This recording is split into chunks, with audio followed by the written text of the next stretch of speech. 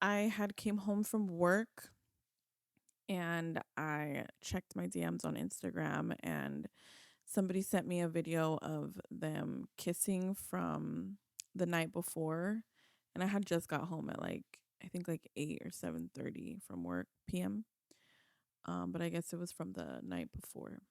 I remember calling her and she was denying it until I told her about the video. And then she sat and kept telling me I didn't even kiss her, she kissed me. It was nasty. I would never.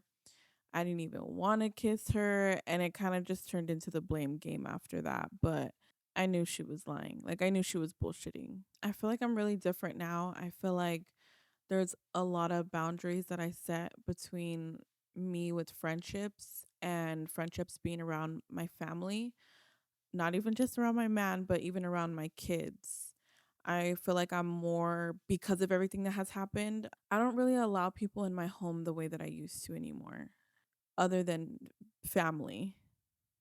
Honestly, really badly, but let me just say that it wasn't because of the kiss. It wasn't just that. Afterwards, they actually got together, like in a relationship wise. So obviously, I wasn't just dealing with the betrayal of that. It was more of like, oh my God, now my is with my ex best friend who was in our wedding.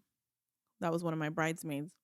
It did affect our, not on my end, um, because there's nothing I could do about that, what they've already done.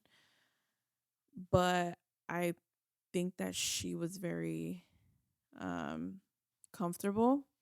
Like, I never reached out to her. I never said anything to her, the ex best friend, after I found out. I only expressed my feelings on how I felt about it. But because I did that, she ended up reaching out to me, calling me, threatening me, talking shit to me. She knew my parking space number, my apartment number, basically just would just threaten me. But those are only things that I think about all the time. And she started getting more comfortable where when I would call my daughter's mom, she would answer the phone trying to be petty, talking shit, continue to threaten me. So because of those things, she made it hard to co-parent and wasn't allowing us to co-parent because when she wasn't in the picture and they would like break up, get back together, like when they were off, me and her did great. When they were on and they had their relationship or whatever they had going on, it was bad. But I feel like goes based off of how her co-parenting goes with her son's dad because I already know how their co-parenting situation goes and I feel like allowed that to reflect on ours after. It impacted me in two different ways. Um the first way is since she likes to freely talk to everybody about it, negatively it impacted me because being married, you share things together and you got to figure out how to get out of them together. I lost my apartment.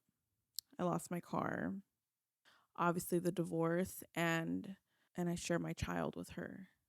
To me, I feel like that was the negative side of a divorce because you don't just walk out a divorce with everything that you want or everything you worked for.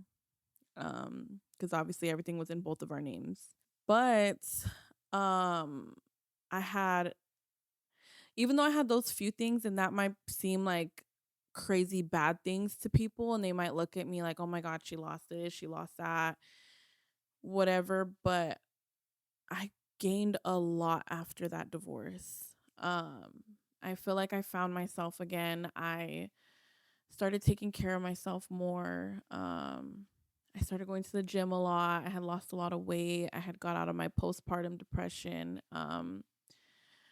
I started to just feel happy again and like I had control over my own life again. And now I'm in a new home. I'm having a baby. I'm in a new relationship. And I feel like the relationship I'm in now, because he has a child too, like I feel like it feels more like a home and more like a family. So I feel like I gained more than I lost. Me and my fiance, we um are about to have a lot of businesses going this year that I'm determined that are going to be successful. And one of them, I'm only going to say a little bit. I don't want to say too much, but we're coming out with a gym line.